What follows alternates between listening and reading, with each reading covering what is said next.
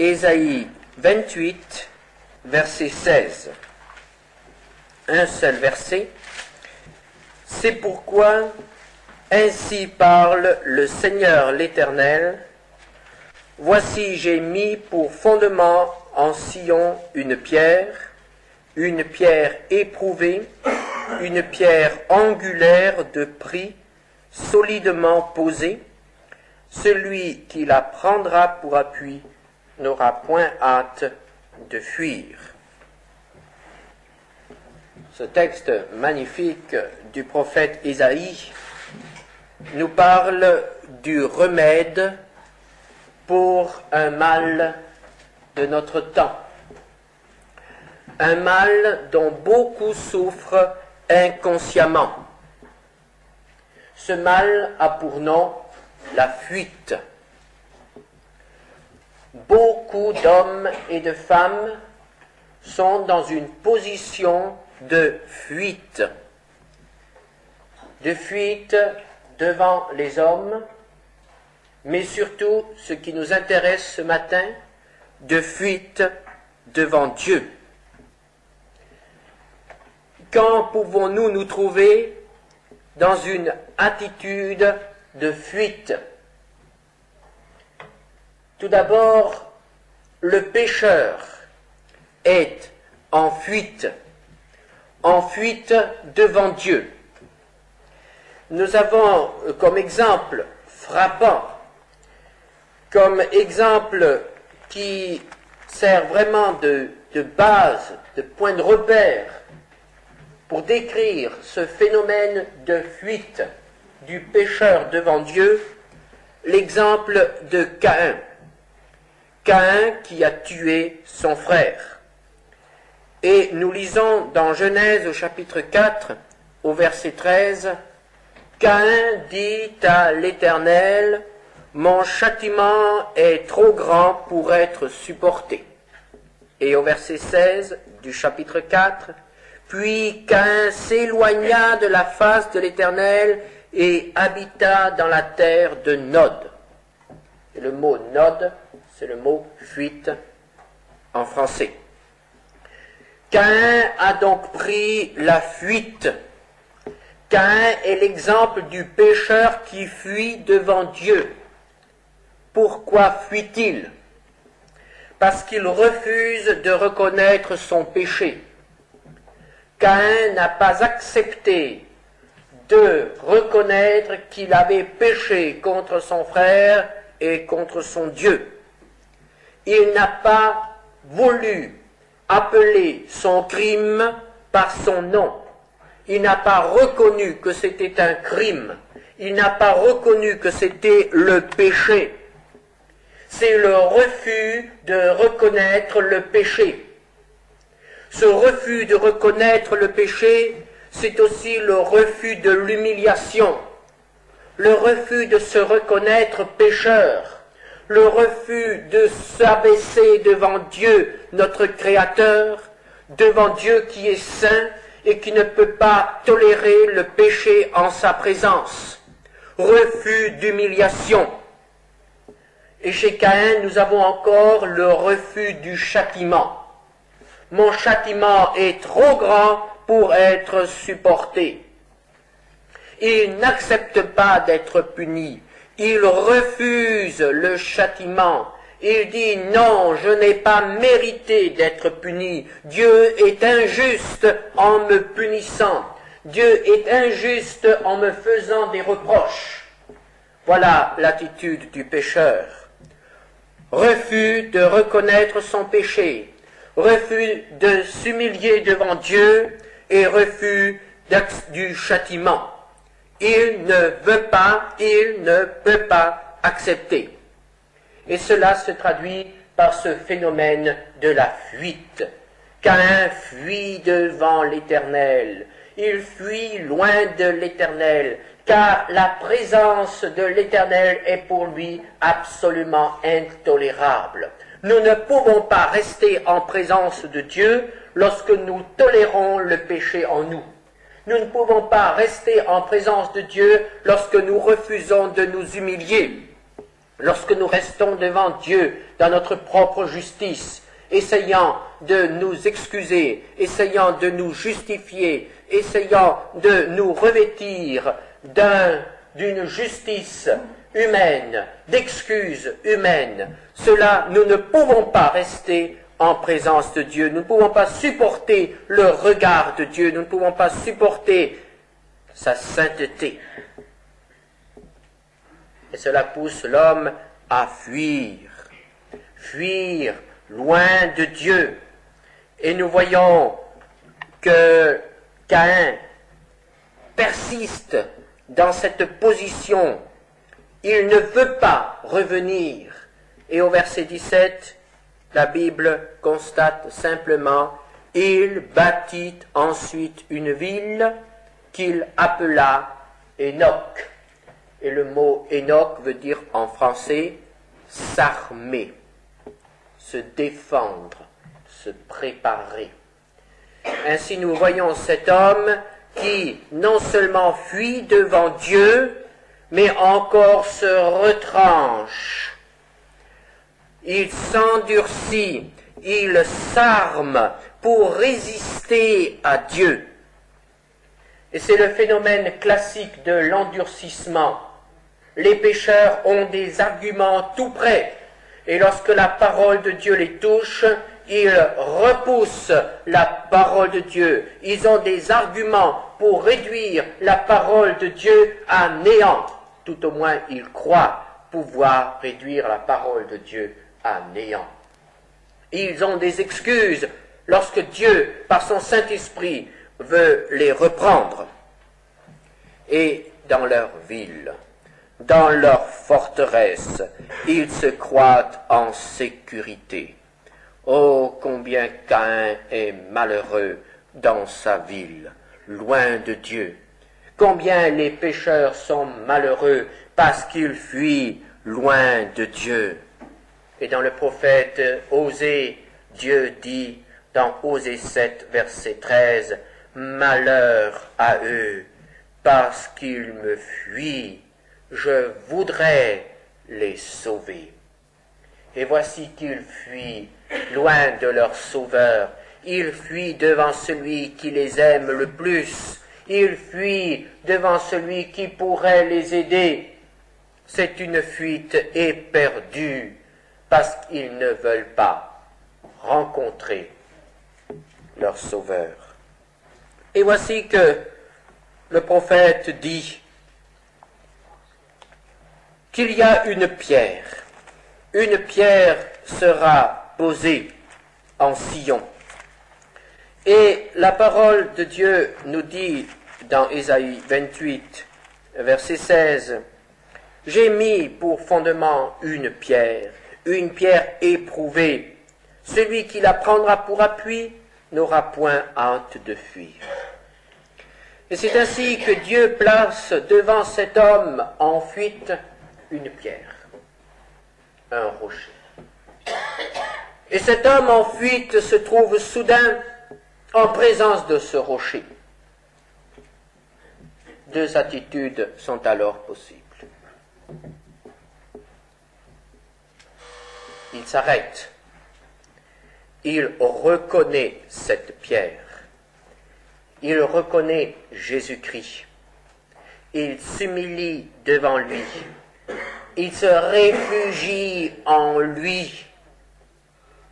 Et alors, il trouve en lui le pardon et la paix.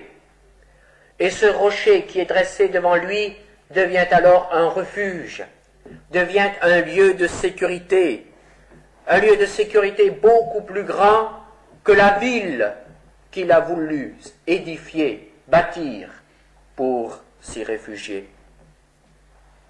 Ah, combien est heureux le pécheur qui, à un certain moment de sa vie, rencontre le rocher et le reconnaît comme son refuge, comme le rocher du salut. Malheureusement, beaucoup s'entêtent.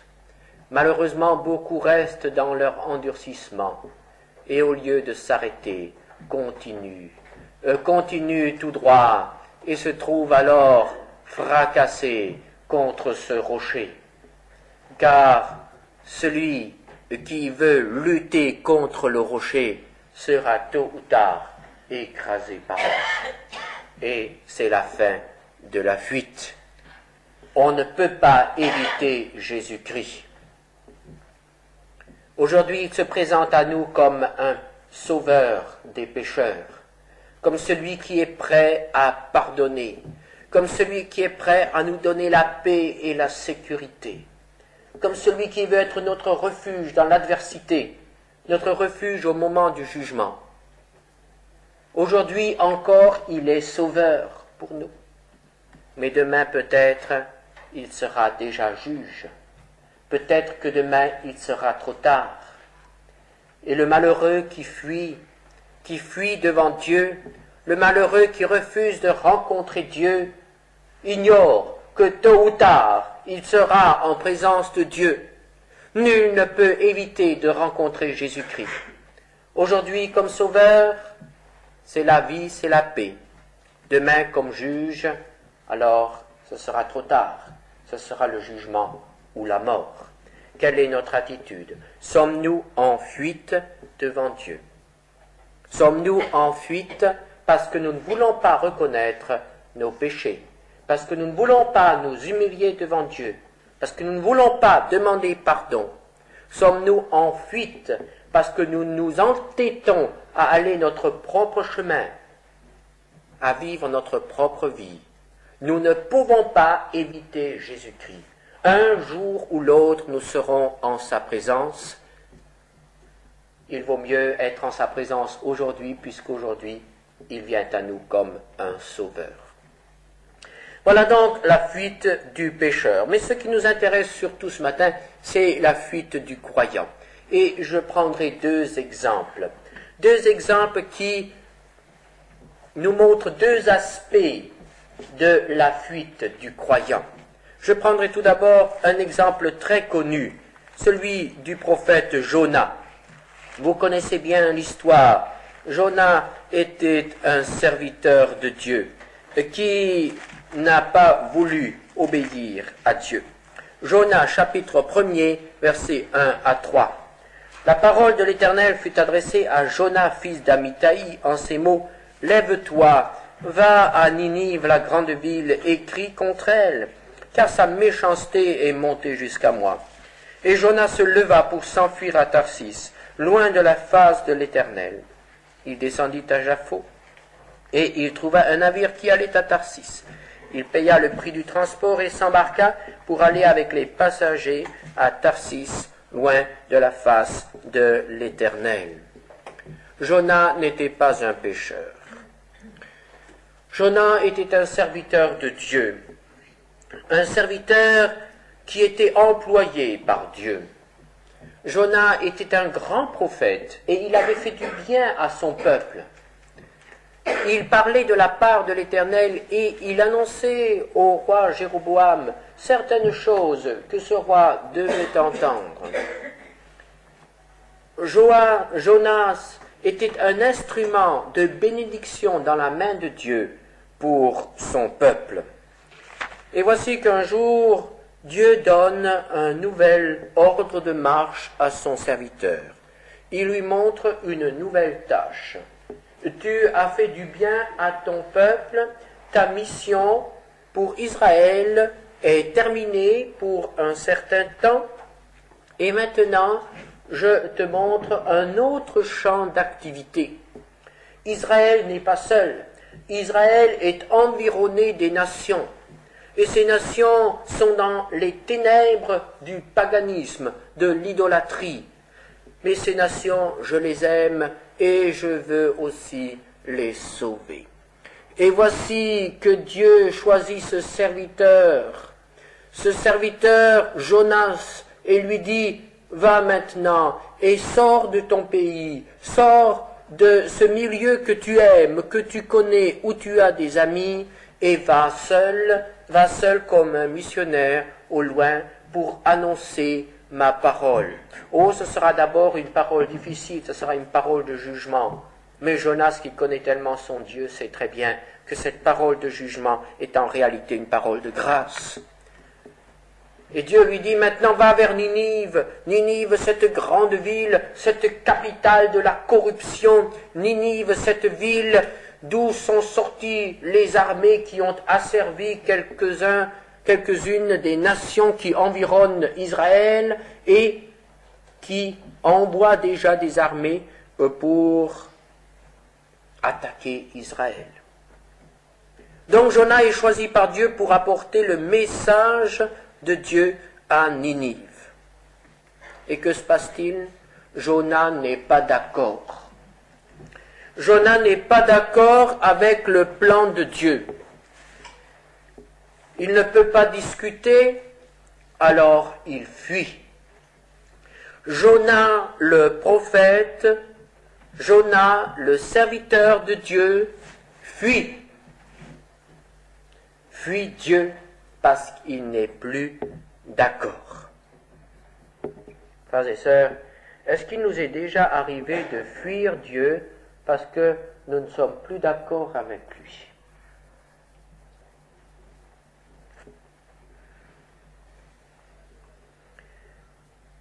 Nous avions l'habitude de servir Dieu d'une certaine manière.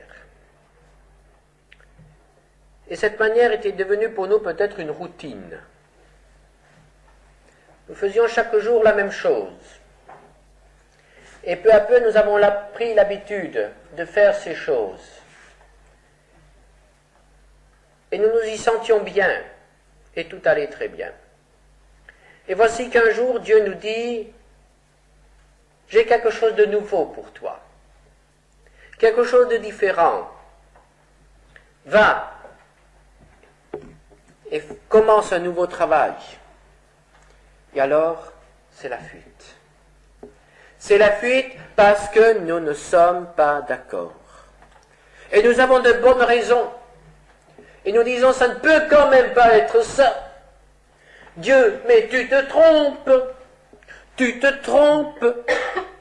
Ces gens-là n'accepteront jamais ce que je dirai. Ces gens-là, mais ils ne sont pas prêts à recevoir le message. Ces gens-là ne sont pas dignes de recevoir le message. Et c'est la fuite. C'est la fuite avec toutes nos excuses. Fuite parce que nous ne sommes pas d'accord avec Dieu. Et alors nous pouvons faire beaucoup de choses pour camoufler notre fuite. Il y a des gens qui vont en mission pour camoufler la fuite, parce que Dieu leur a demandé de faire quelque chose dans leur pays. Ils ne sont pas d'accord, ils partent en mission. C'est une fuite. D'autres, au contraire, restent à la maison et font des quantités de choses à la maison. Mais en réalité, ils fuient devant Dieu parce que Dieu leur a dit, va en mission. Mais eux ne sont pas d'accord. C'est la fuite devant la vocation. Dieu a donné un ordre de marche. Et nous disons, je ne suis pas d'accord. Oh, peut-être que nous ne le disons pas comme ça, parce que si nous le disions aussi brutalement, nous aurions conscience que nous péchons. Mais peut-être que nous avons beaucoup d'excuses, et nous accumulons les excuses. Mais nous n'avons pas le courage de voir la vérité en face. Nous n'avons pas le courage de reconnaître que nous fuyons, parce que nous ne sommes pas d'accord avec la vocation que Dieu vient de nous adresser. Le résultat, vous le connaissez, c'est la tempête. Le pauvre bateau de Jonas est drôlement secoué. Il n'y a pas de paix pour celui qui est en fuite.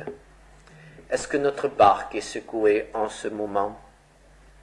Est-ce qu'il y a des vagues qui menacent l'existence de notre petit bateau? Est-ce que Dieu permet que nous soyons secoués dans tous les sens? Oh, mais alors, demandons-lui, Seigneur, mais est-ce que par hasard, j'aurais pris la mauvaise direction? Est-ce que par hasard je ne serais pas en fuite? N'attendons pas que le monde nous réveille, n'attendons pas que le navire fasse naufrage.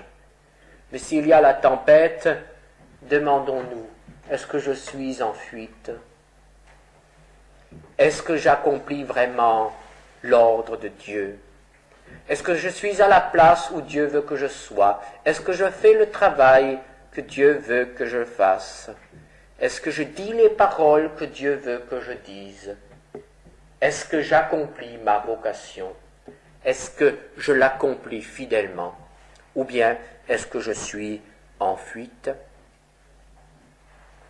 Revenons à notre texte du prophète Ésaïe.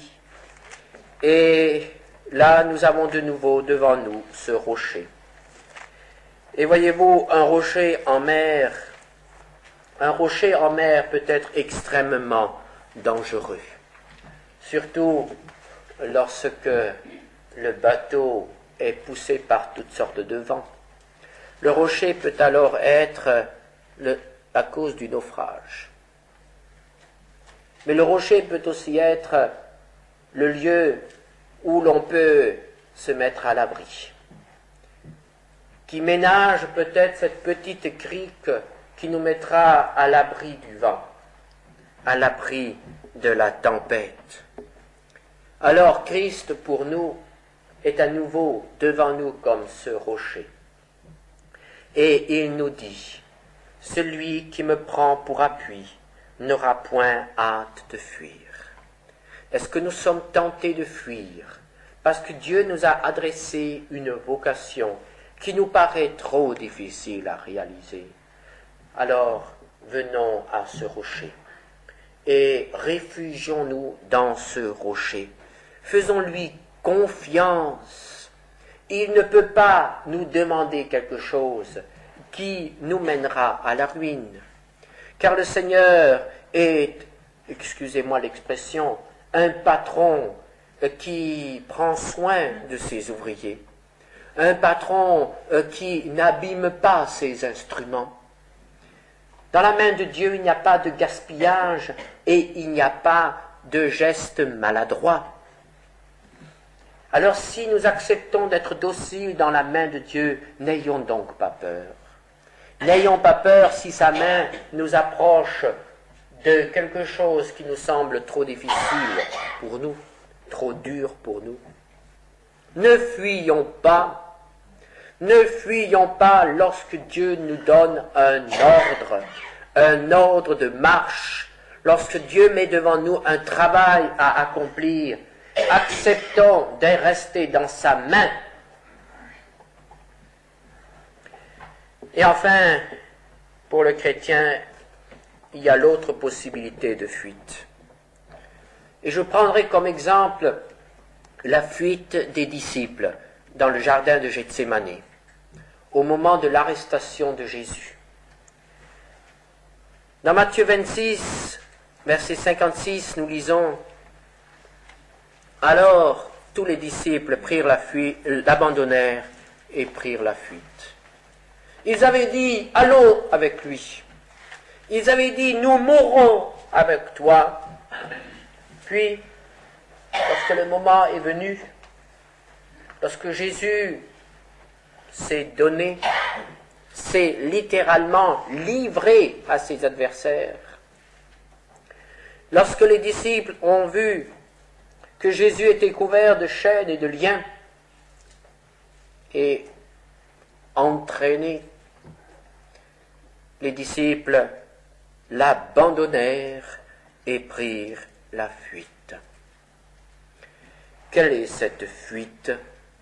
Pourquoi cette fuite? Cette fuite, c'est le refus d'aller plus loin avec Jésus. Ils étaient allés très loin avec Jésus. Ils avaient quitté leur famille. Ils avaient quitté leur maison, leur confort. Ils avaient marché avec lui pendant des mois et des mois sur les routes poussiéreuses de Galilée. Ils avaient accepté l'opposition des adversaires. Et il avait accompagné jusque dans ce jardin de Gethsémane, ne sachant pas ce qui allait arriver. Ils l'ont accompagné jusqu'en présence de ces groupes armés. Ils ont été avec lui devant eux. Mais maintenant, ils refusent d'aller plus loin. Ils refusent d'accompagner Jésus jusqu'au bout. C'est le refus d'aller jusqu'au bout avec Jésus. C'est le refus d'aller, ils le comprennent bien, jusqu'à la mort. C'est le refus d'aller jusqu'à la croix. Est-ce que nous retrouvons ce refus, cette fuite devant la croix dans notre vie? Oh, cela peut s'exprimer différemment. Et nous avons dans la Bible différents serviteurs de Dieu qui nous montrent comment on peut fuir la croix. Par exemple, Jérémie, chapitre 9, verset 2. Le pauvre Jérémie est tellement accablé qu'il dit « Oh, si j'avais au désert une cabane de voyageurs, j'abandonnerais mon peuple. » Pour lui, il n'en peut plus. Il ne peut plus supporter ce peuple qui est un rebelle devant Dieu. Et il a envie de fuir au désert, d'être seul. Il ne supporte plus son entourage, car il comprend que son entourage, c'est pour lui, tôt ou tard, la mort, la croix. Ou bien encore Élie, un roi, 19, verset 4. Après son grand succès, il est pris d'un accès de découragement car le peuple ne se convertit pas et il dit « C'est assez. Maintenant, Éternel, prends mon âme. » Il avait mis tout son espoir dans le miracle que Dieu allait accomplir. Il pensait que maintenant le peuple allait se convertir. Il attendait le réveil. Il disait « Maintenant ma souffrance est terminée. Maintenant je ne serai plus seul. Maintenant ma fidélité est récompensée. Enfin je veux voir le fruit de mon travail. » Et soudain, il se retrouve quand même seul. Parce que ceux qu'il espérait voir venir au Seigneur ne se convertissent pas. Il reste seul. Son travail semble vain. Alors il dit, à quoi bon, Seigneur, prends mon âme. C'est assez. Je ne peux plus continuer. Vous me direz, mais alors il n'a pas peur de la mort. Il ne fuit pas la mort. Frères et sœurs, il y a des morts qui sont des fuites. Vous êtes bien d'accord avec moi? Et souvent, lorsque nous sommes devant Dieu en lui disant « Seigneur, prends-moi », c'est fini, je préfère mourir. Mais alors, n'est-ce pas une fuite? Une fuite devant, hors de nos difficultés. Une fuite devant cette action de la croix qui est une mort lente à nous-mêmes. Il est plus facile de mourir physiquement que de permettre au Seigneur d'agir pour la mort lente de notre moi. Et la croix, c'est la mort de notre moi. La fuite. La fuite parce que nous ne pouvons plus supporter. Et que répond le Seigneur? Le Seigneur a répondu à Élie, « Lève-toi et marche. » Et il lui a donné d'autres tâches à accomplir. À Jérémie, le Seigneur lui a dit, « Reste, reste jusqu'au bout. » En réalité, notre fuite n'est rien d'autre que de l'incrédulité. Et revenons à cette pierre. à ce rocher dont nous parle Ésaïe. Ce rocher, c'est Jésus. Et voyez-vous, frères et sœurs, Jésus n'a jamais fui. Jésus ne fuit pas. Lorsque Dieu, le Père, lui a dit « c'est maintenant le moment », le temps est accompli,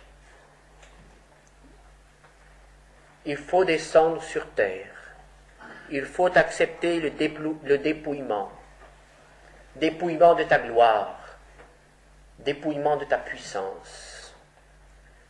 Il faut devenir un petit enfant, un petit bébé, dans une famille pauvre.